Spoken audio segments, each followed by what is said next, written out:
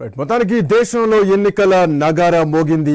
లోక్సభతో పాటు 4 రాష్ట్రాల అసెంబ్లీ ఎన్నికలకు షెడ్యూల్ విడుదల చేసింది ఈసీ. మొత్తం 7 దశల్లో ఎన్నికలు నిర్వహిస్తున్నట్టు కేంద్ర ఎన్నికల సంఘం ప్రకటించింది. ఇక తెలుగు రాష్ట్రాల్లో 4వ దశలో ఎన్నికలు జరగబోతున్నాయి.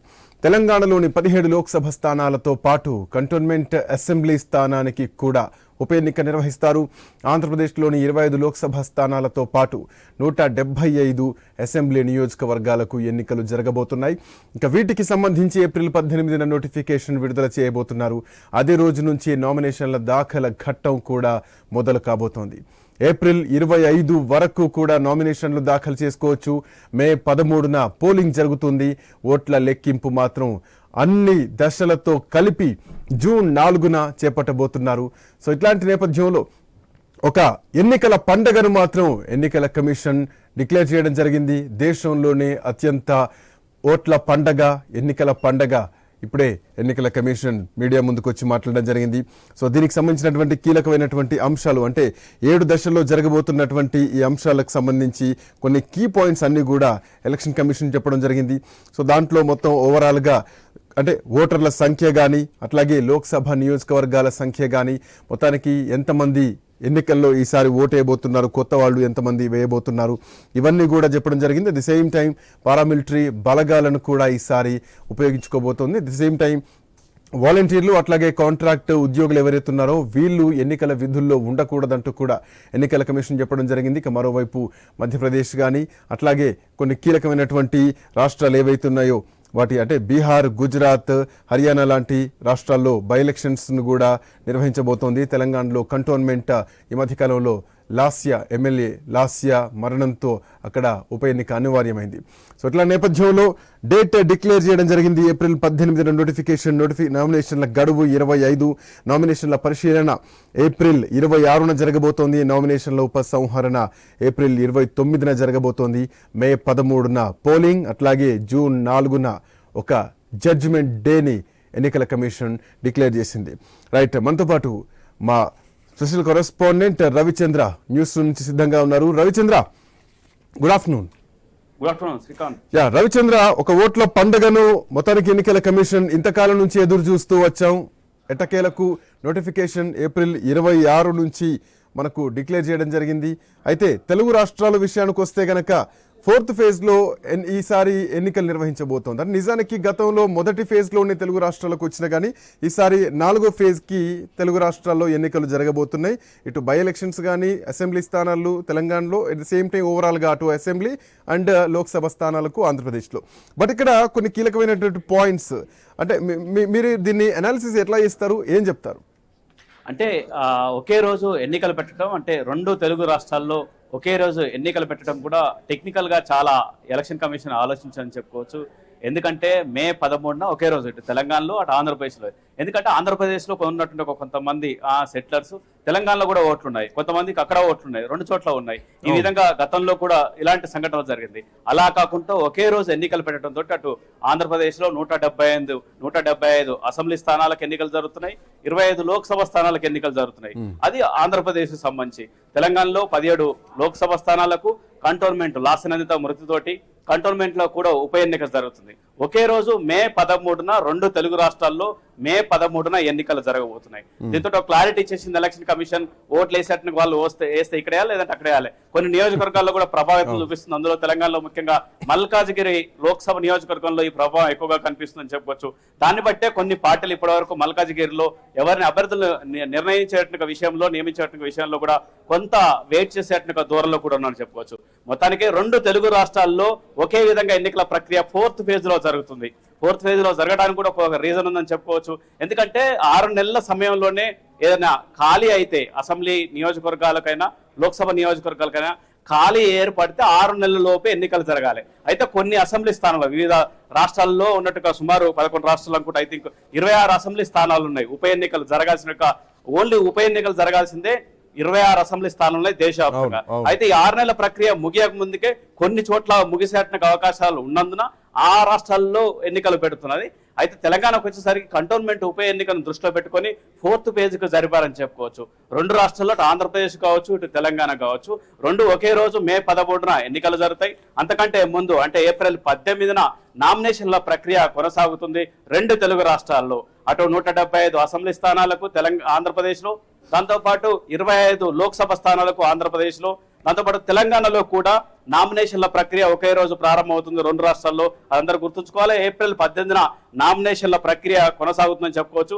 ఏప్రిల్ 25 వరకు అంటే 8 రోజుల పాటు ఈ నామినేషన్ల ప్రక్రియ కొనసాగుతుంది. ఇందులో మంచి రోజులు, తిథులు, నక్షత్రాలు ఇవన్నీ చూపించుకొని ఆ నామినేషన్లు వేసేట ఘట్టం తెలుగు రాజకీయ నాయకులకు అలవాటు. ఆ విధంగా 8 రోజుల పాటు ఈ ప్రక్రియ కొనసాగుతుందని చెప్పుకోవచ్చు. అంతేకాకుండా 26వ తారీఖు ఎప్పుడైతే నామినేషన్ల ప్రక్రియ చివరి రోజు అయిపోయింది, 25 తర్వాత 26వ తారీఖు నాడు పరిశీలన చేస్తుంది ఈ నామినేషన్లకు సంబంధించిన పత్రాలని చెప్పుకోవచ్చు. ఆ తర్వాత ఉపసంహరణ చేసుకున్నట్టుగా గడువు 29కే అంటే ఏప్రిల్ 29కి ఎవరు అభ్యర్థులు, వాళ్ళ గుర్తులు ఏంటనేది కూడా క్లారిటీ వస్తుందని చెప్పుకోవచ్చు ఉపసంహరణతోటి. దాంతో ఆ తర్వాత ప్రకటన చేస్తుంది ఎలక్షన్ కమిషన్ చెప్పుకోవచ్చు. ఈ విధంగా మే 13న ఎన్నికలు జరుగుతాయి. జూన్ 4న ఈ ఫలితాలు ఉంటాయి. దేశవ్యాప్తంగా 543 లోక్సభ స్థానాలకు జూన్ 4న ఫలితాలు వస్తాయి.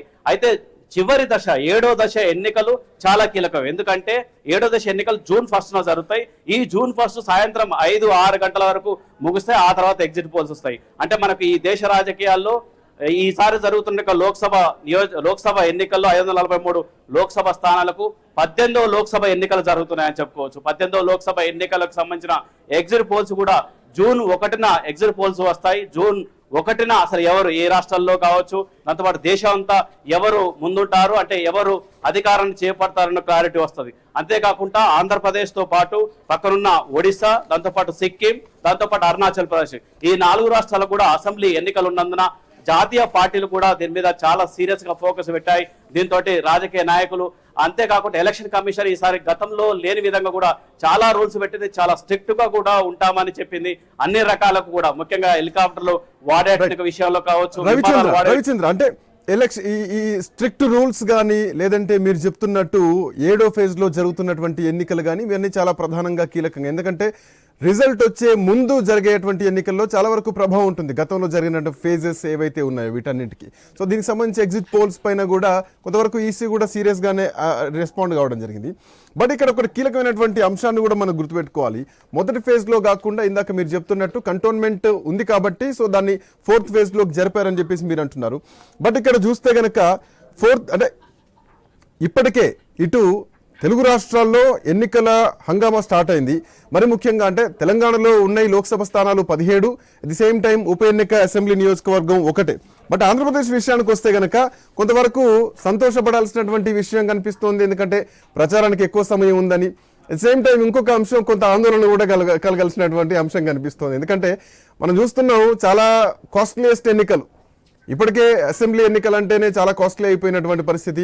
ఇన్ని రోజులు దరిదాపు 50 రోజులకు పైగా 59 రోజుల వరకు కూడా అభ్యర్థుల్ని కాపాడుకోవాలి, కార్యకర్తలను కాపాడుకోవాలి, కొంత కాస్ట్లీతో కూడుకున్నటువంటి అంశం. సో ఈ ఆందోళనను, ఈ సంతోషాన్ని ఎట్లా చూడొచ్చు? అంటే కాస్ట్లీ ఎన్నికలు అయినప్పటికీ ఎవరు వ్యూహాలు ఆలకుంటాయని చెప్పుకోవచ్చు. ఇది కాస్త అధికార పార్టీకి కలిసి వచ్చేట్టుగా అంశం ఉంటుంది. దాంతోపాటు ప్రతిపక్షాలు, ఎందుకంటే 60 రోజుల పాటు క్యాడర్ని కాపాడుకోవాలి, ఓటర్ని కాపాడుకోవాలి, రకరకాల ఖర్చులు ఉంటాయి, దాంతోపాటు రకరకాల ఖర్చులు ఉంటాయి, ఆ ఖర్చుల్ని భరాయించుకోవాలి. సుమారు 59 60 రోజులు మొత్తానికి 2 నెలల కాలం ఈ ఎన్నికల కోడ్ ఉంటుంది. దీంతో కోడ్ విషయంలో కూడా చాలా ముందుకెళ్లాల్సి ఉంటుంది. దేశవ్యాప్తంగా కూడా ఇదే పరిస్థితి ఉంటుందని చెప్పుకోవచ్చు. అయితే జాతీయ పార్టీలకు అనుకూలంగా ఈ షెడ్యూల్ కనిపిస్తుందని చెప్పుకోవచ్చు. 7 దశల్లో పోలింగ్, వాళ్ళంటే సజావుగా ఒక లాంగ్ టైంలో మంచి ప్రచారం చేసుకున్నట్టుగా వెసులుబాటు కూడా ఇందులో కనిపిస్తుందని చెప్పుకోవచ్చు. ఎలక్షన్ కమిషన్ కూడా చాలా సీరియస్ గా, ముఖ్యంగా సోషల్ మీడియా మీద మాత్రం చాలా ఫోకస్ పెడతామంటూ election commissioner, chief election commissioner Rajiv Kumar చెప్పారు. దాంతోపాటు ఆయనతో పాటు ఉన్నట్టుగా పక్కన ఎస్ఎస్ సంధు కావచ్చు, జ్ఞానేష్ కుమార్, వీళ్ళిద్దరు కూడా నిన్న మొన్ననే అపాయింట్ అయ్యారు. ఎలక్షన్ కమిషన్ అన్ని రకాల కూడా చర్యలు తీసుకుంటాం, చాలా ఫోకస్ పెడతాం, ఎక్కడికక్కడికి అబ్జర్వర్స్ కూడా చాలా జాగ్రత్తగా పెడతామని చెప్తున్నారు. మొత్తానికి ఎలక్షన్ కమిషన్ చాలా 7 దశల్లో పోలింగ్ చాలా క్షుణ్ణంగా అబ్జర్వ్ చేస్తూ నిర్వహిస్తుందని చెప్పుకోవచ్చు. శ్రీకాంత్. రైట్, అంటే ఇక్కడ రవిచంద్ర ఇంత ఇప్పటివరకు మనం చూసాము వైసీపీ విషయానికి వస్తే వైనాట్ 175 అన్న నినాదంతో వెళ్తున్నారు. సో ఈ రోజు కూడా అభ్యర్థుల్ని ప్రకటించడం జరిగింది. తెలుగుదేశం పార్టీ విషయానికి వస్తే వీళ్ళు కూటమిగా ఉన్నారు. భారతీయ జనతా పార్టీ, తెలుగుదేశం, జనసేన కూటమిగా ఉన్నారు.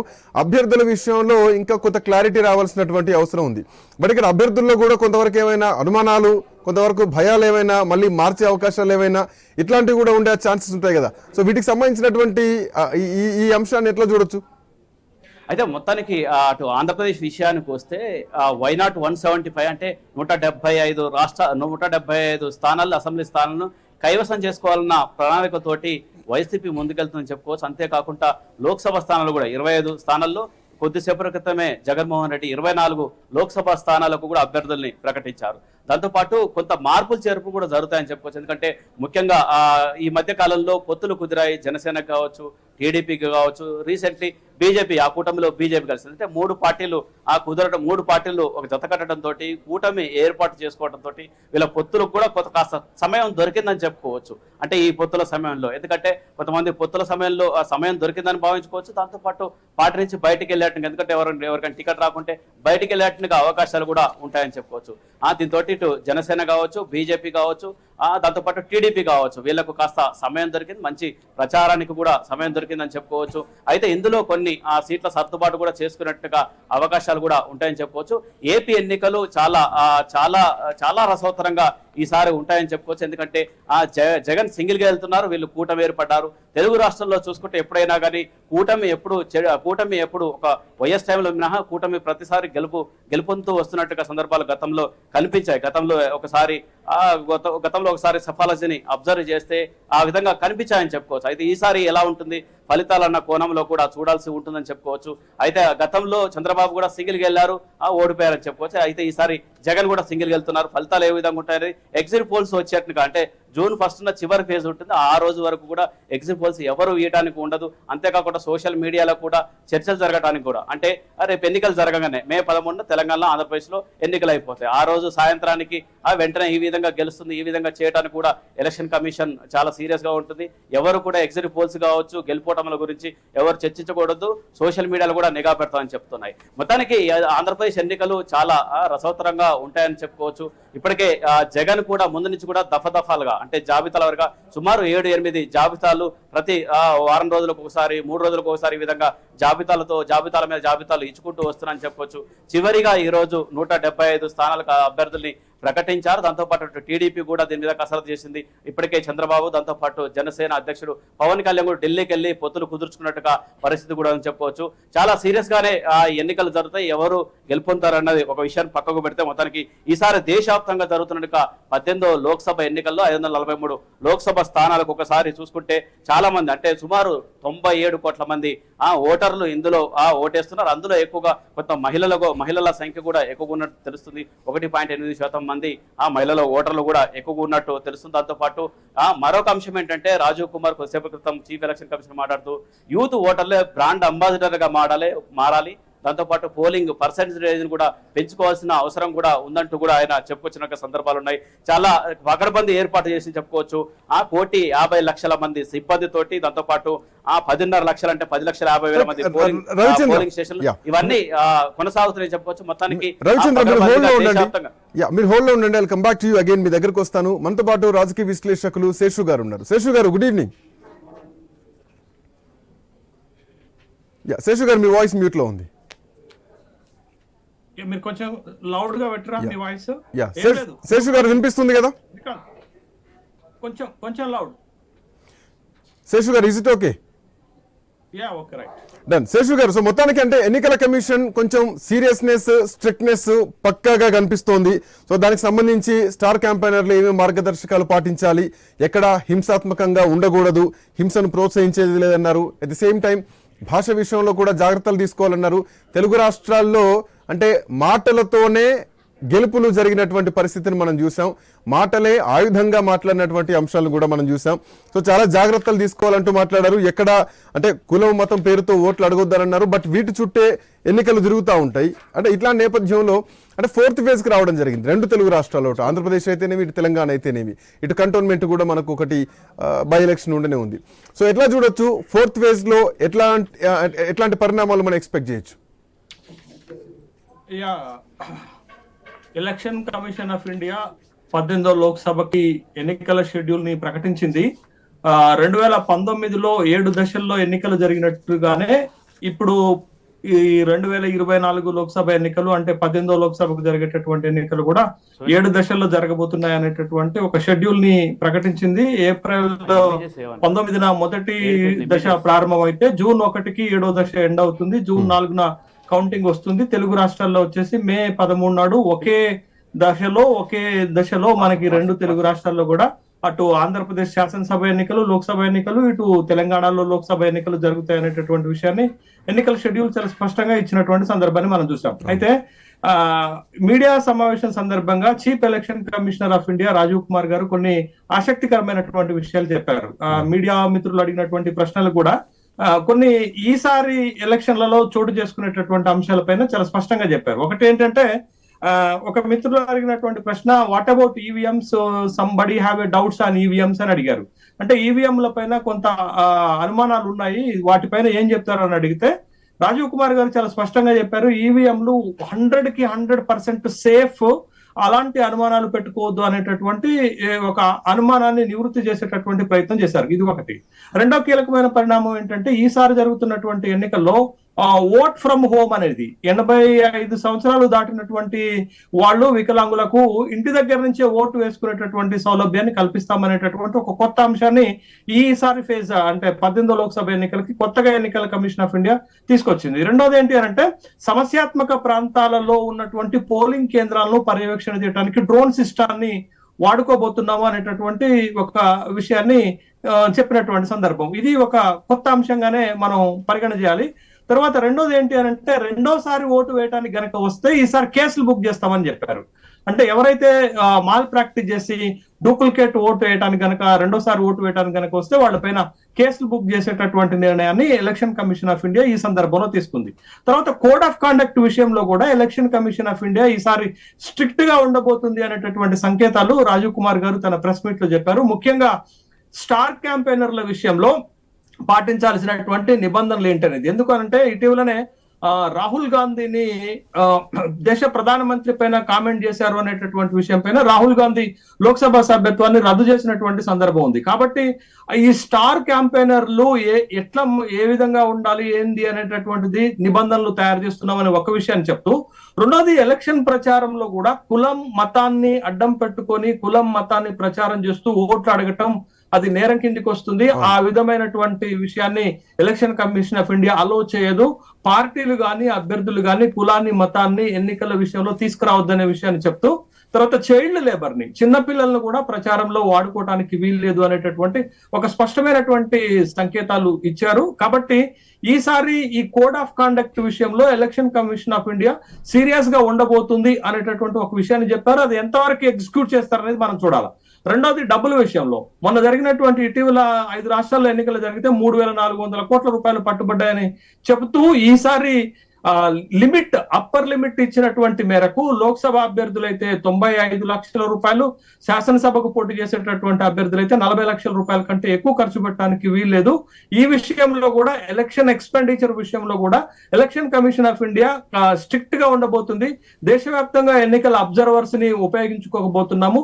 తర్వాత సోషల్ మీడియాలో జరిగేటటువంటి క్యాంపెయిన్, సోషల్ మీడియా ద్వారా జరుగుతున్నటువంటి క్యాంపెయిన్ పై కూడా నియంత్రణ తీసుకొచ్చి స్పెషల్ అబ్జర్వర్స్ ని ఏర్పాటు చేస్తున్నాము అనేటటువంటి విషయాలు. అంటే ఎలక్షన్ కమిషన్ ఆఫ్ ఇండియా గతం కంటే ఈసారి fair elections, free and fair elections చేయడానికి కట్టుబడి ఉన్నట్లుగా అయితే చెప్తున్నారు. అయితే గతంలో కూడా ఎన్ని సందర్భాల్లో ఎలక్షన్ ఆఫ్ ఇండియా ఇలాంటి మాటలు చెప్పినప్పటికి కూడా తీరా ఎన్నికలు ప్రారంభమైన తర్వాత, ఎన్నికల షెడ్యూల్ ప్రారంభమైన తర్వాత, ఎన్నికల ప్రచారం ప్రారంభమైన తర్వాత, ఎన్నికలు జరిగే రోజున ఎన్నికలకు ముందు జరిగేటటువంటి తతంగాలను ఆపలేకపోతుంది. ఫ్రీ అండ్ ఫెయిర్ ఎలక్షన్స్ కట్టుబడి ఉన్నామని చెప్తున్నప్పటికీ కూడా ఫ్రీ అండ్ ఫెయిర్ ఎలక్షన్స్ కి కట్టుబడి ఉన్నా గానీ ఇక్కడ కొన్ని ఇందాక మీరు ఒక మాట అన్నారు, అంటే ఎలక్షన్ కమిషన్ పిల్లల్ని ఎన్నికలకు ఉపయోగించకూడదు, వాళ్ళని ప్రచారంలోకి తీసుకురావద్దు అనేది చెప్పడం జరిగింది. At the same time contract ఉద్యోగుల్ని, వాలంటీర్లని ఎన్నికల విధుల్లో తీసుకోకూడదు అంటూ కూడా ఇంకొక మాట చెప్పడం జరిగింది. ఇప్పుడు ప్రస్తుతానికి ప్రచారం నడుస్తున్నటువంటి క్రమంలో ఆంధ్రప్రదేశ్లో వాలంటీర్లు ఎక్కువగా ఉన్నారు వైసీపీ నుంచి. సో ఇది ఎంతవరకు అక్కడ రాజకీయాలు ఎఫెక్ట్ పడే ఛాన్స్ ఉన్నాయంటారు? ఇప్పుడు ఎలక్షన్ కమిషన్ ఆఫ్ ఇండియా తీసుకున్నటువంటి నిర్ణయంతో ఒక స్పష్టత వచ్చింది. ఆంధ్రప్రదేశ్ లో ఉన్నటువంటి వాలంటీర్ల సిస్టము, వాలంటీర్ల వ్యవస్థ ఎన్నికల విధులను నిర్వర్తించవచ్చా నిర్వహించకూడదా అనేటటువంటి విషయంలో ఎలక్షన్ కమిషన్ ఆఫ్ ఇండియా స్పష్టం చేసినట్టుగా ఉంది. కాబట్టి ఇప్పుడు already code of conduct start అయింది కాబట్టి ఖచ్చితంగా ఎన్నికల ప్రక్రియలో, ఎన్నికల విషయాలలో ఆంధ్రప్రదేశ్ లో ఉన్నటువంటి కాంట్రాక్ట్ ఉద్యోగులను కానీ, తెలంగాణలో ఉన్నటువంటి కాంట్రాక్ట్ ఉద్యోగులను కానీ, ఆంధ్రప్రదేశ్ లో ఉన్నటువంటి వాలంటీర్లను కానీ ఎన్నికల్లో ఉపయోగించుకోకుండా చూసేటటువంటి బాధ్యత కలెక్టర్ల పైన ఉంటుంది, అక్కడ ఉన్నటువంటి ఎన్నికల అబ్జర్వర్స్ పైన ఉంటుంది, రాష్ట్ర ఎన్నికల కమిషన్ పై కూడా ఉంటుంది. కాబట్టి స్పష్టత వచ్చింది కాబట్టి అధికారులు ఇప్పటి నుంచి అధికారుల చేతుల్లో ఉంటుంది కాబట్టి అధికారులు నిర్ణయం తీసుకోవాలి. ఇప్పుడు పార్టీలో ప్రభుత్వం నిర్ణయం తీసుకునేటటువంటి అవకాశం లేదు కదా. ఎలక్షన్ కోడ్ ఆఫ్ కాండక్ట్ వచ్చింది కాబట్టి ఇంకా ఇప్పటి నుంచి అధికారులు చేసేటటువంటి నిర్ణయాలు, కలెక్టర్లు చేసేటటువంటి నిర్ణయాలు, రాష్ట్ర ఎన్నికల కమిషన్ తీసుకునేటటువంటి నిర్ణయాలు, కేంద్ర ఎన్నికల కమిషన్ తీసుకునేటటువంటి నిర్ణయాలే ఫైనల్ అవుతాయి. కాబట్టి స్పష్టత ఏ గైడ్ లైన్స్ అయితే ఎలక్షన్ కమిషన్ ఆఫ్ ఇండియా ఇస్తుందో ఆ గైడ్ లైన్స్ ని అధికారులు పాటించవలసినటువంటి అవసరం ఉంటుంది. కాబట్టి ఈ విషయంలో స్పష్టత వచ్చింది. ఒకవేళ ఎక్కడైనా అలాంటి వయలేషన్స్ జరిగితే ఎలక్షన్ కమిషన్ ఆఫ్ ఇండియాకి, ఎలక్షన్ కమిషన్ ఆఫ్ ఆంధ్రప్రదేశ్, తెలంగాణకి కంప్లైంట్ చేసుకోవాల్సినటువంటి అవకాశాలు ఉంటాయి. బట్ శ్రీకాంత్ గారు, నా అభిప్రాయం ఏంటి అంటే గతంలో కూడా ఎన్నికల కమిషన్ అబ్జర్వర్ల వ్యవస్థ పెట్టింది, స్ట్రిక్ట్ రూల్స్ పెట్టింది. అయినప్పటికీ కూడా ఇప్పుడు ఒక్కొక్క లోక్సభకు పోటీ చేసేటటువంటి అభ్యర్థి 95 లక్షల కంటే ఎక్కువ ఖర్చు పెట్టరాదు. కానీ ఒక్కొక్క అభ్యర్థి 50 కోట్ల నుంచి 100 కోట్ల రూపాయలు ఖర్చు పెట్టడానికి సిద్ధపడుతుంటే ఎలక్షన్ కమిషన్ ఆఫ్ ఇండియా తీసుకునేటటువంటి మెజర్స్ వాటిని కంట్రోల్ చేయడానికి సరిపోవట్లేదు. అదే తర్వాత ఆయా ప్రాంతాలలో ఇప్పుడు మీకు పార్టీలన్నీ ఎవరికి బీఫామ్స్ ఇస్తున్నాయి? ఆయా నియోజకవర్గాల్లో లోక్సభ పరిధిలో ఉన్నటువంటి ఏ కులం ఎక్కువగా ఉందో చూసి ఆ కులం అటు అభ్యర్థులు నిలబెడుతున్నారు. ఎవరు డబ్బులు ఖర్చు పెట్టగలుగుతారో చూసి అట్లాంటి వాళ్ళని నిలబెడుతున్నటువంటి సందర్భాలు మనం చూస్తున్నాం కదా. కాబట్టి ఫ్రీ అండ్ ఫెయిర్ ఎలక్షన్ ను జరపటానికి ఇప్పుడున్నటువంటి నిబంధనలు సరిపోనటువంటి క్రమంలో మరింత కఠినమైనటువంటి నిర్ణయాలు, విధానాలను రూపొందించుకోవాల్సినటువంటి బాధ్యత ఎలక్షన్ కమిషన్ ఆఫ్ ఇండియా పైన ఉంది. కొంతమేరకు ఇప్పుడు రాజీవ్ కుమార్ గారు తన ప్రెస్ మీట్ లో చెప్పినటువంటి అంశాలైతే కాస్త election commission of India strict గా ఉండబోతుంది అనే సంకేతాలు కనపడుతున్నాయి. కానీ ఎగ్జిక్యూషన్ కి వచ్చేసరకు ఆ స్థాయిలో కఠినమైనటువంటి నిర్ణయాలు తీసుకొని అమలు చేయగలుగుతారా అనేటటువంటి సందేహాలు వస్తున్నాయి. ఇంత పెద్ద దేశంలో 97 కోట్ల మంది ఓటింగ్ సిస్టమ్ లో పాల్గొనేటటువంటి ఇంత పెద్ద దేశంలో 7 phases లో జరుగుతున్నటువంటి ఎలక్షన్స్ లో ఈ దేశంలో ఎలక్షన్స్ ని పారదర్శకంగా కనుక జరిపించకపోతే ప్రజాస్వామ్య ప్రభుత్వాలు ఏర్పడతాయనేటటువంటి నమ్మకాన్ని కోల్పోతాం. కాబట్టి ఎలక్షన్ కమిషన్ ఆఫ్ ఇండియా ఎంత స్ట్రిక్ట్ గా ఎలక్షన్లు చేయగలిగితే అంత మంచి అభ్యర్థులు గెలుస్తారు, అంత మంచి ప్రభుత్వాలు ఏర్పడతాయి అనేటటువంటి అభిప్రాయం మనకి ఇక్కడ వ్యక్తమవుతుంది. ఇటీవలనే పాకిస్తాన్ లో ఎన్నికలు జరిగితే ఎంత ఫార్స్ గా జరిగాయి. పాకిస్తాన్ లో జరిగినటువంటి ఎన్నికల్లో ఎన్ని అక్రమాలు జరిగాయి ప్రపంచం అంతా చూసింది కదా. కాబట్టి ఆ విధమైనటువంటి అపోహలకి, ఆ విధమైనటువంటి వాటికి తావు ఇవ్వకుండా ఎలక్షన్ కమిషన్ ఆఫ్ ఇండియా మరింత పారదర్శకంగా, మరింత ఎఫెక్టివ్ గా ఎన్నికల నిర్వహణ చేస్తే బాగుంటుందనేదే ప్రజల నుండి వస్తున్నటువంటి సాధారణ అభిప్రాయం. Yes, I'll come back to you Seshu sir. Before that ఒకసారి రవిచంద్ర, అంటే ఇందాక మనం మాట్లాడుకుంటున్నట్టు 97 కోట్ల మంది ఈసారి ఎన్నికల్లో పాల్గొంటున్నారు, ఓటింగ్ లో పాల్గొంటున్నారు. 7 దశల్లో ఎన్నికలు జరగబోతున్నాయి. బట్ కమింగ్ టు రూల్స్ విషయానికి వస్తే కూడా గతం కంటే కూడా ఈసారి ఎక్కువ రూల్స్ పెట్టడం జరిగింది. ఎందుకంటే ఈ మధ్యకాలంలో సోషల్ మీడియా చాలా విపరీతంగా స్ప్రెడ్ అవుతోంది. సో ప్రతిదీ కూడా ఆఖరికి రేపు ఎన్నికలు అన్న టైంలో కూడా గతంలో ఉప ఎన్నికల టైంలో వాళ్ళ వాయిస్ మెసేజ్లు సోషల్ మీడియాలో రావడం జరిగింది, వాట్సాప్లో తిరగడం జరిగింది, ఫేస్బుక్లో తిరగడం జరిగింది. సో ఈసారి కొంచెం నిఘా కూడా ఖచ్చితంగా అంటే గట్టిగానే పెట్టింది. సో కులం మతం పేర్లతోటి ఓట్లాడవద్దు, భాష విషయంలో కూడా జాగ్రత్తలు తీసుకోవాలంటూ కూడా స్టార్ క్యాంపెయినర్లకు పెట్టడం జరిగింది.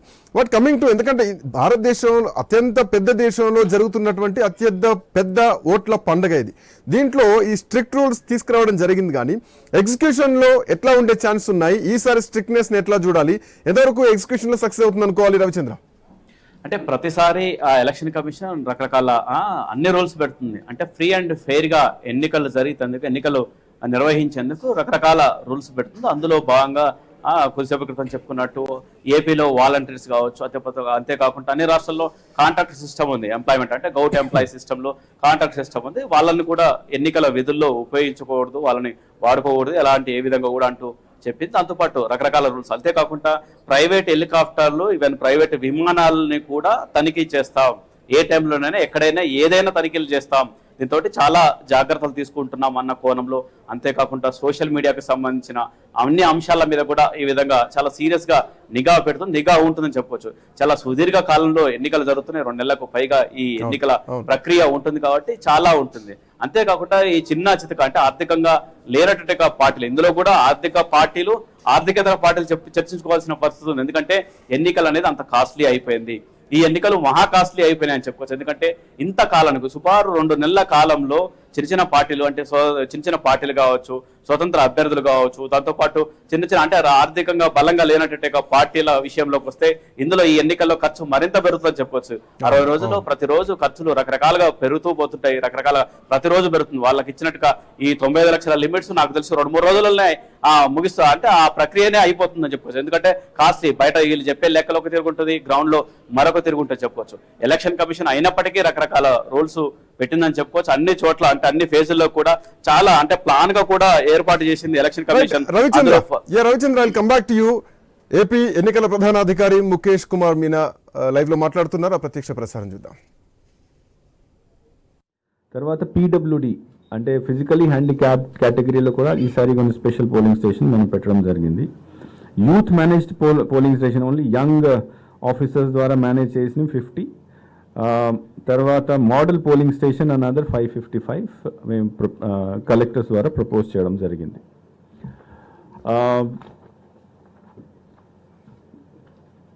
ఎపిక్ కార్డ్స్ మనం because large number of voters were added and deleted, modification చాలా జరిగింది లాస్ట్ 5-6 monthsలో. కాబట్టి ఎపిక్ కార్డ్స్ డిస్ట్రిబ్యూషన్ ఇప్పుడు నడుస్తుంది.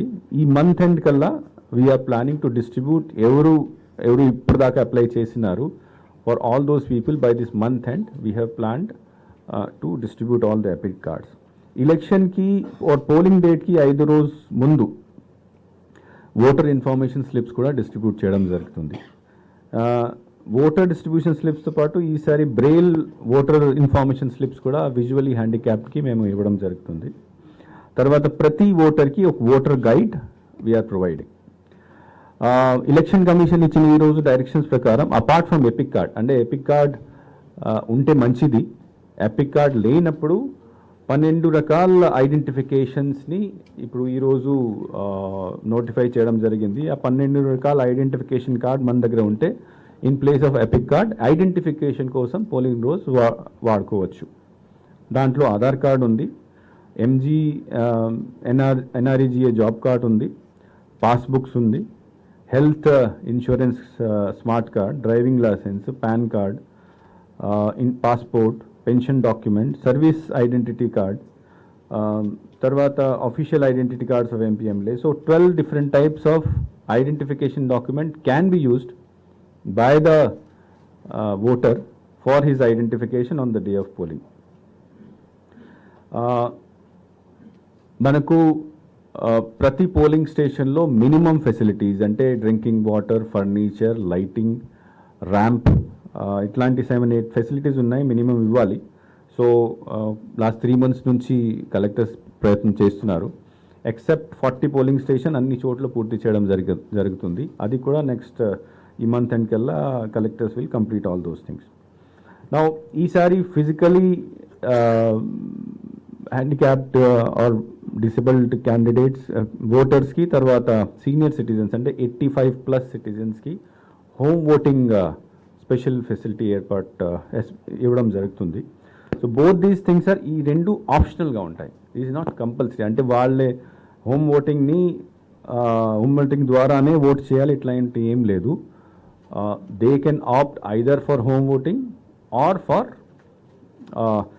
they can go for voting at the polling station. So this is a purely option facility. Notify అయిన తర్వాత they can apply, whoever applies, ఎవరు form 12 ద్వారా ఆర్ఓకి apply చేస్తారు, ఆర్ఓ ఫామ్ 12ని వెరిఫై చేసేసి if they have కరెక్ట్గా credentials దాంట్లో ఉంటే he will mark them as postal ballots, and then వాళ్ళ కోసం election before the polling date, 10 days before the polling date, special teams వాళ్ళ ఇంటికి వెళ్ళి ఒక 2 పోలింగ్ ఆఫీసర్స్, ఒక వీడియోగ్రాఫర్, ఒక మైక్రో అబ్జర్వర్, తర్వాత that security person and prior information to the polling parties as well as prior information of the route చేసిన తర్వాత చేయడం జరుగుతుంది. So that is for the home voting. Now nomination ప్రాసెస్లో ఈసారి 1 or 2 కొత్త provisions పెట్టడం జరిగింది. ఆన్లైన్ నామినేషన్ చేయడానికి కూడా అవకాశం ఈసారి ఇస్తారు. సో ఆన్లైన్ నామినేషన్లో రిజిస్టర్ అయిన తర్వాత the candidate or the prospective candidate ఆ ఇన్ఫర్మేషన్ ఫిలప్ చేసిన తర్వాత ఆన్లైన్లో సబ్మిషన్ ఉండదు, కానీ ఆన్లైన్లో ఫిలప్ చేసిన తర్వాత దీన్ని ప్రింట్అవుట్ తీసుకొని ఆ నామినేషన్ ఫిజికల్గా తీసుకువెళ్ళి రిటర్నింగ్ ఆఫీసర్కి ఇవ్వాల్సి ఉంటుంది. దీంతోపాటు there is a fees online జో సెక్యూరిటీ డిపాజిట్ ఉంటుంది 25,000 రూపీస్. ఆ సెక్యూరిటీ డిపాజిట్ కూడా ఆన్లైన్లో సబ్మిట్ చేయడానికి అవకాశం ఈసారి ఇవ్వడం జరిగింది. Affidavit that format remains the same. Form 26 కింద అఫిడవిట్ ఇవ్వాల్సి ఉంటుంది. మేము ఆల్రెడీ పొలిటికల్ పార్టీస్తో 1 week back we had a conference, వాళ్ళతో వర్క్షాప్ పెట్టిన తర్వాత what are the things necessary for filing the నామినేషన్లో తర్వాత ఆ అఫిడవిట్లో ఎక్కడ కూడా ఒక కాలం కూడా బ్లాంక్ పెట్టకూడదు, ఏం రాయాలి ఎట్లా రాయాలి. We have already given them this thing. ఇంకొకటి ఈసారి స్పెషల్గా అంటే ఇంతకుముందు కూడా చేశారు, but this time it will be very properly monitored is that criminal cases ఉన్న candidates they have to publish their credentials 3 times before polling. అంటే nomination file or withdrawal date నుంచి విదిన్ 4 days పబ్లిష్, అంటే పేపర్లో publish చేసుకోవాలి, తర్వాత టీవీలో publish చేసుకోవాలి. So first time within 4 days of withdrawal, second time 5th నుంచి 8th day వర్క్ లోపల, తర్వాత third time 9th day till the last day of campaign. So 3 times candidate has to file the details of his criminal cases, publish the details of his criminal cases in the news media, in the newspaper, print media as well as TV media. And similar thing, a political party kuda wala website lo they also have to publish these details.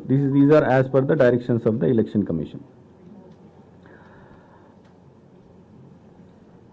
మనము ఇప్పుడు we're doing the exercise of vulnerability mapping. అంటే critical polling station identification process నడుస్తుంది. Election commission guidelines ప్రకారం critical polling station identify ఒకసారి election announce చేసిన తర్వాత within 1 week to 10 days లోపల critical polling stations తర్వాత వల్నరబుల్ పోలింగ్ స్టేషన్ తయారు చేసి రిపోర్ట్ ఆర్ఓ నుంచి ఆర్ సెక్టర్ ఆఫీసర్ నుంచి ఆర్ఓకి రావాలి, ఆర్ఓ నుంచి డిఓకి, డిఓ నుంచి మేము మళ్ళీ కమిషన్కి పంపిస్తాము. So all these critical polling stations, vulnerable polling స్టేషన్స్ని ఐడెంటిఫై చేసిన తర్వాత స్పెషల్ అరేంజ్మెంట్స్ అక్కడ పెట్టడం జరుగుతుంది. Now before that one more information is that మనకు ఈసారి because we have 46,165 polling stations, సిబ్బంది రిక్వైర్మెంట్ అంటే apart from polling stations there would be sector officer, there would be sector police officer, there will be BLOs would be there, nodal officers would be there, ERO, RO, anta kalpi 3.82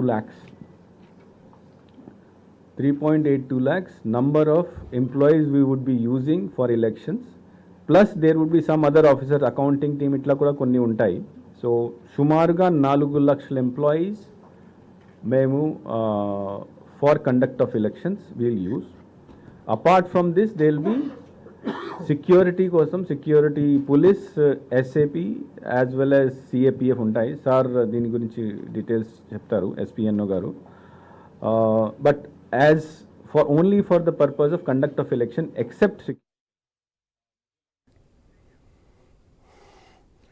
so మొత్తానికి ఆంధ్రప్రదేశ్ ఎన్నికల ప్రధానాధికారి ఇప్పటివరకు మాట్లాడడం జరిగింది. దాంట్లో కీలకమైనటువంటి అంశాలను చెప్పడం జరిగింది. మొత్తానికి ఆంధ్రప్రదేశ్లో 4,07,00,000 మంది ఈసారి ఓటింగ్లో పాల్గొనబోతున్నారు. దీనికి ఎపిక్ కార్డుతో పాటు అంటే ఓటర్ ఐడెంటిటీ కార్డుతో పాటు 12 రకాల కార్డులను కూడా గుర్తించడానికి ఐడెంటిఫికేషన్ కోసం అనుమతిస్తున్నామంటూ ఒకటి హెల్త్ ఇన్సూరెన్స్, లేదంటే ఐడెంటిటీ కార్డ్, లేదంటే ఆధార్ కార్డ్.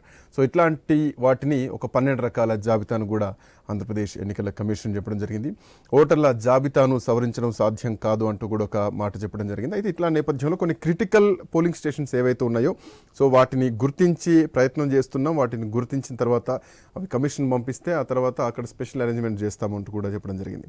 సో ఓవరాల్గా ఈసారి ఎన్నికలకు ఆంధ్రప్రదేశ్లో సుమారు 4 లక్షల మంది ఎంప్లాయీస్ని ఈసారి ఎన్నికలకు ఉపయోగించుకోబోతున్నారు. అంటే దరిదాపు 3,82,000 మంది ఉన్నా కానీ ఆల్మోస్ట్ 4 lakhs మెంబర్స్, ఇంకా కొంతమందిని కలుపుకుంటే కనుక. రైట్, ఒకసారి శేషు సార్ ఇప్పటివరకు మనం చూడడం జరిగింది, ఆంధ్రప్రదేశ్ ఎన్నికల కమిషనర్ ప్రధాన అధికారి మాట్లాడడం జరిగింది. ఇందులో ఒక పాయింట్ అనడం జరిగింది, ఏవైతే క్రిటికల్ పోలింగ్ స్టేషన్స్ ఉంటాయో వాటిని గుర్తించే పనిలో ఉన్నాం. సో అక్కడ కొన్ని స్పెషల్ అరేంజ్మెంట్స్ చేస్తామంటూ కూడా చెప్పడం జరిగింది. అంటే ఎట్లాంటి కేసెస్లో క్రిటికల్ పోలింగ్ స్టేషన్ని గుర్తిస్తారు, క్రిటికల్ పోలింగ్ స్టేషన్ని ఎట్లా గుర్తించడం జరుగుతుంది, ఏమేమి పాయింట్ బేసిస్లో? గత అనుభవాల దృష్ట్యా గతంలో ఏ పోలింగ్ స్టేషన్స్ లో అల్లర్లు జరిగాయి అనేటటువంటి విషయం దృష్ట్యా తర్వాత పోలీస్ రిపోర్ట్ తీసుకుంటారండి. ముఖ్యంగా పోలీస్ రిపోర్ట్ తీసుకొని ఆయా జిల్లాల పోలీస్ ఎస్పీల యొక్క రిపోర్ట్ తీసుకొని ఎక్కడ సమస్యాత్మక ప్రాంతాలు ఉన్నాయి, ఎక్కడ సమస్యాత్మక పోలింగ్ కేంద్రాలు ఉన్నాయి, వాటికి అరేంజ్మెంట్స్ ఎట్లుంటాయి, వాటికి ఇప్పుడు సెంట్రల్ ఫోర్స్ కూడా వస్తుంది కాబట్టి వాళ్ళకి ఇచ్చేటటువంటి పోలీస్ ఫోర్స్ ఏంటది, సెంట్రల్ ఫోర్స్ ఏంటి అనేటటువంటి విషయం ముందునే అసెస్మెంట్ చేసుకుంటారు. అయితే మీకు ఆంధ్రప్రదేశ్కి వచ్చేసరికి రాయలసీమలో కొన్ని జిల్లాల్లో క్రిటికాలిటీ ఉంటుంది, తర్వాత పల్నాడు జిల్లాలో కొంత క్రిటికల్ గా ఉంటుంది, తర్వాత విజయవాడ లాంటి సిటీస్ లలో కొంత క్రిటికాలిటీ ఉంటుంది. కాబట్టి అక్కడ కొన్ని స్పెసిఫిక్ కేసులలో మన దగ్గర, తర్వాత తెలంగాణకు వచ్చేసరికి మీకు ఓల్డ్ సిటీలో కొంత క్రిటికాలిటీ ఉన్నటువంటి సందర్భం ఉంటుంది. ఇట్లా కొన్ని స్పెసిఫిక్ ఏరియాస్ వాళ్ళకి మొదటి నుంచి ఎన్నికలు జరిగేటటువంటి ప్రక్రియలో ఎక్కడ సమస్యాత్మక ఉంటుందో అక్కడ పోలీస్ ఫోర్స్ పెంచుతారు. అయితే ఇప్పుడు మనం రాజీవ్ కుమార్ గారు ఇచ్చినటువంటి ఇన్ఫర్మేషన్ ప్రకారంగా, తన ప్రెస్ మీట్ లో చెప్పిన దాని ప్రకారంగా ఈసారి సమస్యాత్మక పోలింగ్ కేంద్రాలు ఎక్కడుంటే అక్కడ డ్రోన్ సిస్టాన్ని కూడా వాడుకోబోతున్నారు.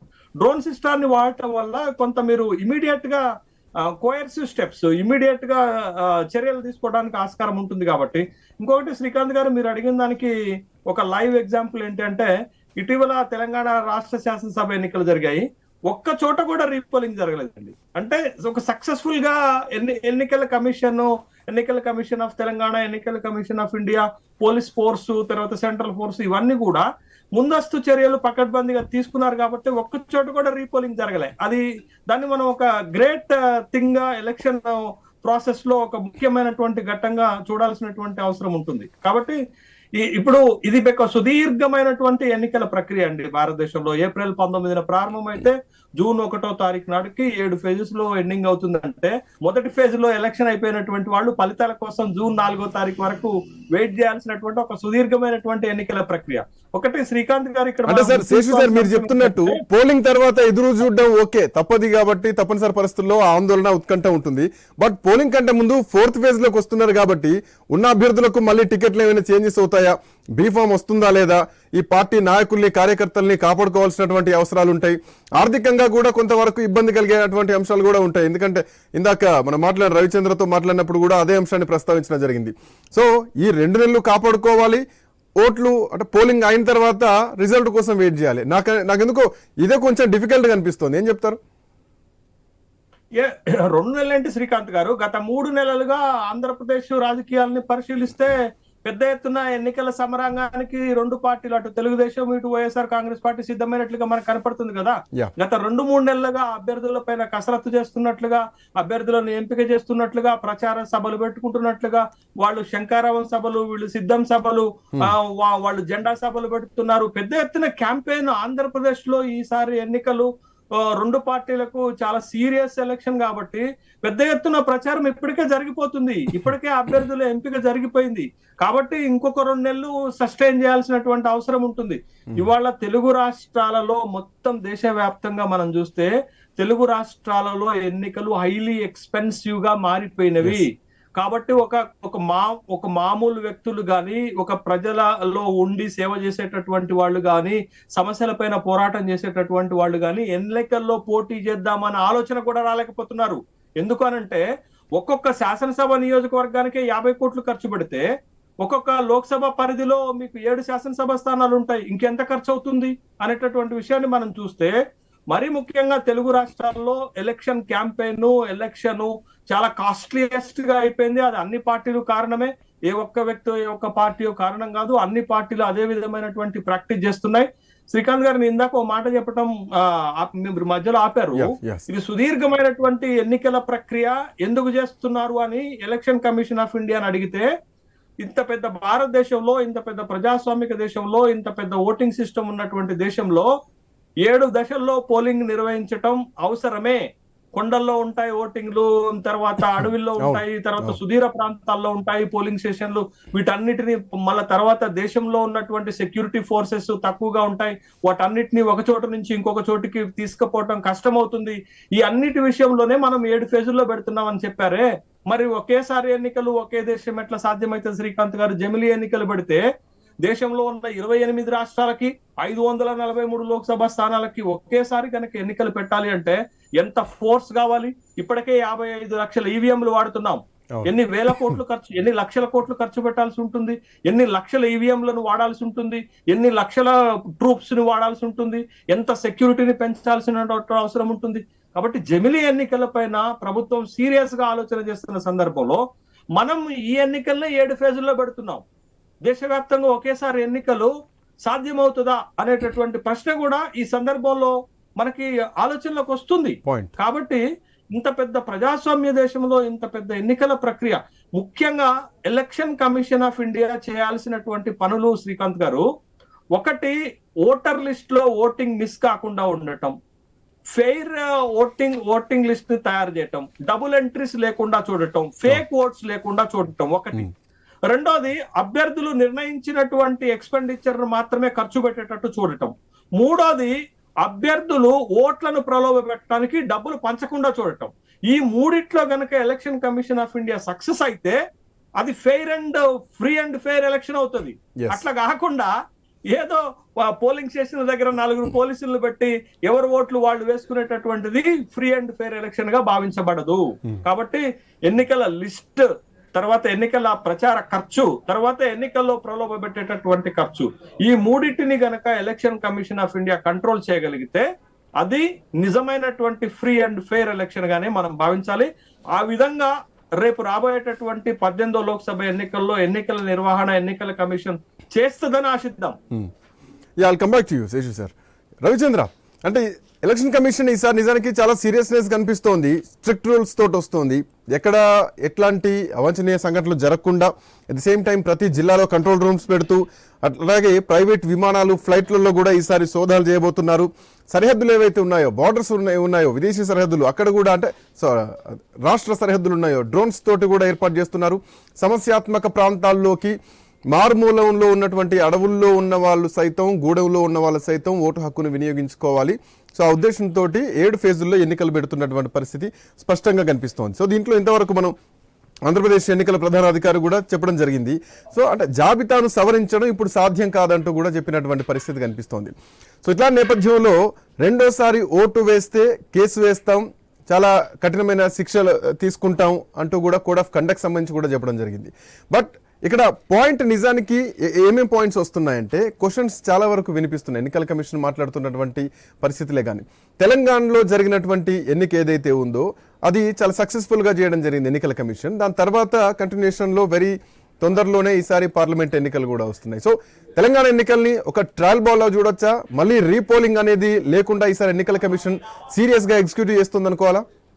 ఖచ్చితంగా రీపోలింగ్, అసలు ఒక విధంగా చెప్పాలంటే ప్రపంచంలోనే ది బెస్ట్ ఎలక్షన్ కమిషన్ అంటే ఇండియా అని చెప్పుకోవచ్చు, ఇండియన్ ఎలక్షన్ కమిషన్ అని చెప్పుకోవచ్చు. ఎందుకంటే అనేక అవార్డులు కూడా వచ్చినాయి ప్రపంచంలో కూడా. కొన్ని దేశాలు కూడా ఆయా దేశాల్లో ఎన్నికలు జరిగితే మన భారత ఎన్నికల కమిషన్ కూడా సంప్రదించిన సందర్భాలు కోకాలు ఉన్నాయని చెప్పొచ్చు. దాన్ని బట్టి అర్థం చేసుకోవచ్చు. ఎందుకంటే 97 కోట్ల ఓటర్లని ఓటు హక్కు వినియోగించుకునే విధంగా అలాంటి సౌకర్యాలు ఏర్పాటు చేస్తున్నట్టు 97 కోట్లు అంటే ఒక విధంగా చెప్పాలంటే కొన్ని ఖండాలలో ఉన్నటువంటి జనాలు ఎంతమంది ఉన్నారో ఇండియాలో ఓటర్లు ఎంతమంది ఉన్నారని చెప్పుకోవచ్చు. దాన్ని బట్టి అర్థం చేసుకోవచ్చు ఎలక్షన్ కమిషన్కి ఎంత దమ్ము ఉంటుందో, ఎంత పకడ్బందీ ప్లాన్ ఉంటుందో దీన్ని బట్టి అర్థం చేసుకోవచ్చు. ఇది ఎలక్షన్ కమిషన్కి సంబంధించిన విషయం అయితే, ముఖ్యంగా ఆంధ్రప్రదేశ్ ఎన్నికలు ఈసారి చాలా, అంటే ఒక విషయం చెప్పాలనుకుంటే జగన్ యూనిట్ టెస్ట్ రాయాలనుకున్నారు. అంటే మంత్లీ ఎగ్జామ్ ఉంటుంది, త్వరలోనే కొట్టేద్దాం, ఫస్ట్ సెకండ్ ఫేజ్లోనే ఉంటుంది, దండ కొట్టేసేద్దాం దాంతో అంటే అవతల ఆ 3 పార్టీలు కూటమి ఏర్పడ్డాయి. వాళ్ళు కూటమిని సర్దుకునేసరికి నా ఎగ్జామ్ కూడా అయిపోతుంది అన్న ప్లాన్ తోటి జగన్ ఉన్నారని చెప్పుకోవచ్చు.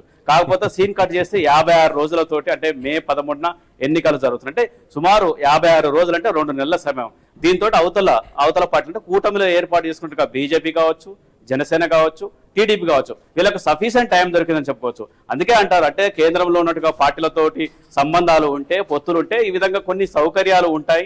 ఎలక్షన్ కమిషన్ కూడా ఆ విధంగా కొంత ఏమైనా వెసులుబాటు కల్పిస్తున్నారంటే దీన్ని బట్టి అర్థం చేసుకోవచ్చు అని చెప్పుకోవచ్చు.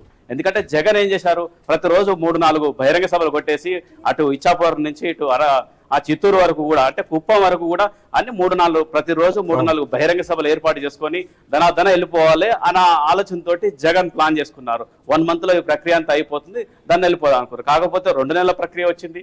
అంతేకాకుండా కూటమిలో కూడా వాళ్ళకు ఇంకా క్లారిటీ లేదు. ఒక విధంగా చెప్పాలంటే టీడీపీకి, బీజేపీకి, జనసేనకు క్లారిటీ లేదు. అంటే ఎవరెన్ని స్థానాల్లో చేసుకున్నారో ఒక క్లారిటీ ఉంది.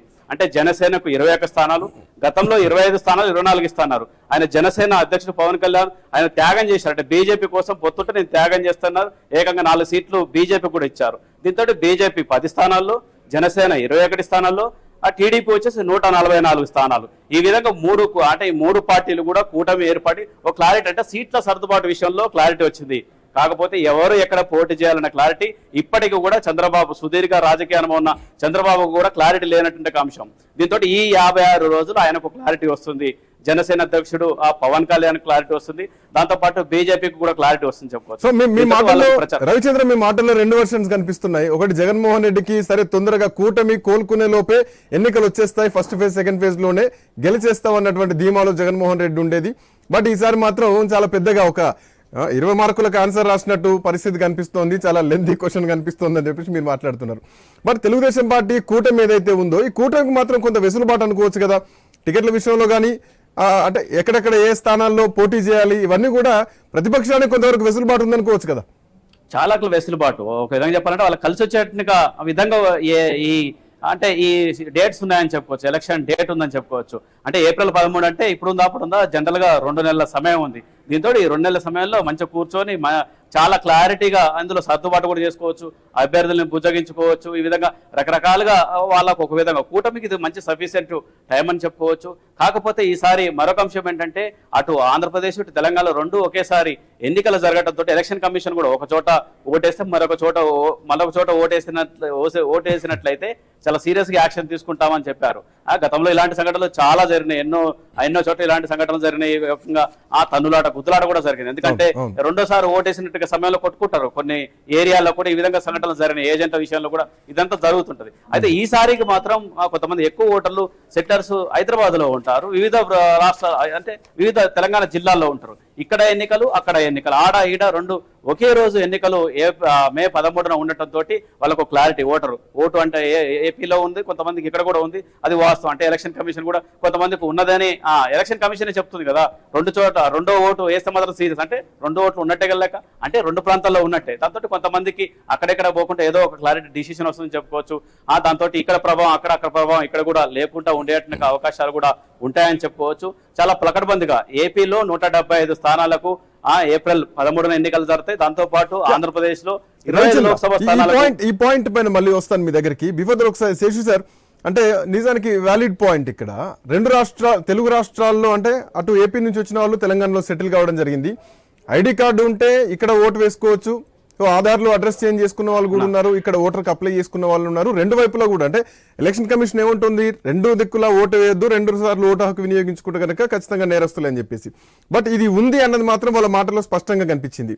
ఇప్పుడు తప్పనిసరి పరిస్థితుల్లో ఏపీ వాళ్ళు కూడా తెలంగాణలో లోక్సభ ఎన్నికలనే కాబట్టి ఇక్కడ కూడా హైదరాబాద్ లాంటి ప్రాంతాల్లో కానీ ఇందాక మల్కాజ్గిరిలో కూడా చాలా వరకు సెటిలర్స్ వివిధ దేశాల నుంచి రాష్ట్రాల నుంచి వచ్చిన వాళ్ళు. ఈ అంశం ఓటు బ్యాంక్ పైన ఎంతవరకు ఎఫెక్ట్ పడే ఛాన్స్ ఉన్నాయి? మీరు అడిగిన ప్రశ్నకు కొద్దిగా ఒక టైం తీసుకొని ఆన్సర్ చెప్తాను. మొదట మన మిత్రుడు చెప్పినటువంటి అంశం ఏంటంటే ఇక్కడ లాస్ట్ టైం 2019 లోక్సభ ఎన్నికల్లో తెలుగు రాష్ట్రాల్లో ఫస్ట్ ఫేజ్ లోనే ఎలక్షన్ జరిగాయి. ఎగ్జాక్ట్లీ. కానీ ఇప్పుడు వచ్చేసరికి 2024 లోక్సభ ఎన్నికలకు వచ్చేసరికి దీన్ని 4th ఫేజ్ కి నెట్టారు. అవును. ఈ 4th ఫేజ్ కి నెట్టడం, ఫస్ట్ ఫేజ్ లో అయితే మీరు అన్నట్టు జగన్మోహన్ రెడ్డి యూనిట్ టెస్ట్ రాసేటోడే తిరుగు లేకుండా విజయం సాధించేటటువంటి అవకాశాలు ఉన్నాయి. ఎందుకంటే కూటమి సర్దుబాట్లు అయ్యే లోపలనే ఎలక్షన్ వస్తే ఎలక్షన్ అయిపోతుంది, ఏప్రిల్ 19 కాబట్టి. కానీ ఇప్పుడు వాళ్ళకి ఇంకొక నెల అదనంగా టైం దొరికింది కాబట్టి ఆ కూటమి సర్దుబాట్లు, రాజకీయ వ్యూహాలు ఇవన్నీ సరి చేసుకొని యూనిట్ టెస్ట్ కాకుండా SA type of exam quarterly, half yearly, pre final రాసేటటువంటి అవకాశాన్ని ఎలక్షన్ కమిషన్ ఆఫ్ ఇండియా లేకపోతే సెంట్రల్ గవర్నమెంట్ మేనేజ్ చేసి ఏదో చేసినట్టుగా మనం కూడా భావించాల్సి ఉంటుంది. అది ఊహాగారమైనటువంటి ఒక పొలిటికల్ వ్యూహంగానే మనం చూడాల్సినటువంటిది. ఇది పాయింట్ 1. పాయింట్ నెంబర్ 2 మీరు అడిగింది ఏంటి అని అంటే, ఇప్పుడు మొత్తం దేశంలోనే 2వ అతిపెద్ద లోక్సభ నియోజకవర్గము మల్కాజ్గిరి నియోజకవర్గం. 32 లక్షల మంది ఓటర్లు ఉంటారండి. అంటే it's almost equal to the 3 times of Lok Sabha seats అండి. 32 లక్షల మంది ఓటర్లు ఉంటారు. 32 లక్షల మంది ఓటర్లలో సగానికి పైగా ఓటర్లు సెటిలర్సే. అది ఆంధ్రప్రదేశ్ నుండి సెటిల్ అయ్యి ఇక్కడ సెటిల్మెంట్ కోసం ఇక్కడ వచ్చి ఇక్కడ ఉన్నటువంటి వాళ్ళే అనేటటువంటి విషయాన్ని ఇక్కడ మనం గమనించాలా. చాలా శాసనసభ నియోజకవర్గాలలో వాళ్లే ఉన్నట్టు, వాళ్లే గెలుపు ఓటముల్ని శాసిస్తున్నట్లుగా మనం చూస్తున్నాం. కూకట్పల్లి లాంటి నియోజకవర్గం మొత్తమే ఎవరితో ఉంటుంది? సెటిలర్స్ తోటే ఉంటుంది అనేటటువంటి, షేర్లింగంపల్లి సెటిలర్స్ తోటే ఉంటుంది 70% అనే విషయం మనందరికీ తెలుసు.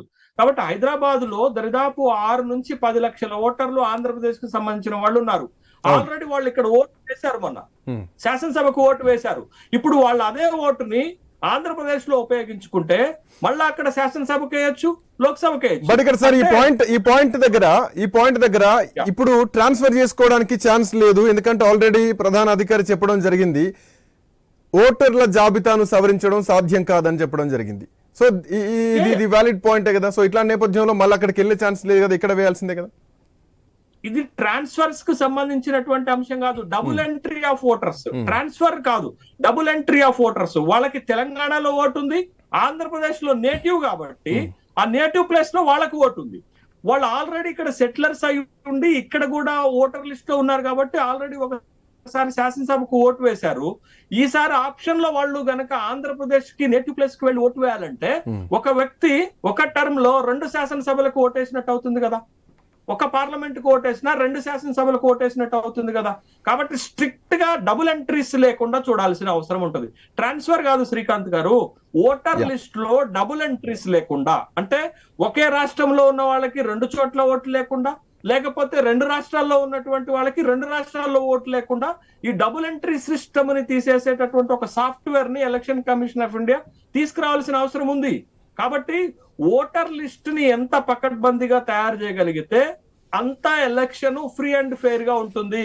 కానీ మొత్తం దేశంలో ఇప్పటి వరకు 17 సార్లు ఎలక్షన్లు జరిగితే, లోక్సభ ఎలక్షన్లు జరిగితే ప్రతిసారి ఓటర్ లిస్ట్ లో తప్పులు కనపడతాయి, డబుల్ ఎంట్రీస్ కనపడతాయి, ఓటు మిస్సింగ్ కనపడుతుంది. ఇవన్నిటిని ఈ ఎర్రర్ ఆఫ్ మిస్టేక్స్ అన్నిటిని అవాయిడ్ చేయాల్సినటువంటి బాధ్యత ఎలక్షన్ కమిషన్ ఆఫ్ ఇండియా పైన ఉంది. ఆ విధమైనటువంటి చర్యలు చేపట్టాలా. ఎన్ని కంప్లైంట్స్ ఆంధ్రప్రదేశ్ నుండి దొంగ ఓట్లు చేర్పించారు, లేనటువంటి ఓట్లు చేర్పించారు అని ప్రతి నియోజకవర్గంలో ఒక పెద్ద కంప్లైంట్ లిస్టే జరిగింది. Central election commission of India దగ్గర కూడా అనేకమైనటువంటి ఆరోపణలు ఇప్పటికీ రికార్డ్ అయి ఉన్నాయి. 2 పార్టీలు పోటాపోటీగా వాళ్ళపైన కంప్లైంట్ చేసుకున్నటువంటి సందర్భం ఉన్నప్పుడు ఎలక్షన్ కమిషన్ ఆఫ్ ఇండియా కదా చర్యలు తీసుకోవాల్సింది. కాబట్టి ఆ విధంగా ఎలక్షన్ కమిషన్ ఆఫ్ ఇండియా చర్యలు తీసుకోవటంలో ఫెయిల్ అయిందా, లేకపోతే రేపు డబుల్ ఎంట్రీస్ ని వేయకుండా ఆపగలుగుతుందా అనేటటువంటి ఇది కూడా మనం చూడాలి. ఆ ఓట్లే రేపు ఎన్నికల్లో గెలుపు ఓటముల్ని తారుమారు చేసేటటువంటి అవకాశం ఉంది. కాబట్టి ఆ విధమైనటువంటి చర్యలు ఎలక్షన్ కమిషన్ ఆఫ్ ఇండియా చేపట్టాల్సినటువంటి అవసరం ఉంది. కాబట్టి ఇప్పుడు అందుకే నేనేమంటున్నాను, ఫ్రీ అండ్ ఫెయిర్ ఎలక్షన్ చేయాలంటే ముందు ఓటర్ లిస్ట్, రెండోది నిలబడినటువంటి అభ్యర్థుల ఖర్చు, మూడోది distribution of money for sale of vote, for purchase of vote. ఈ ఓట్లు కొనేటటువంటి సిస్టాన్ని కంట్రోల్ చేయాలి. ఈ 3 కనుక సక్సెస్ కాకపోతే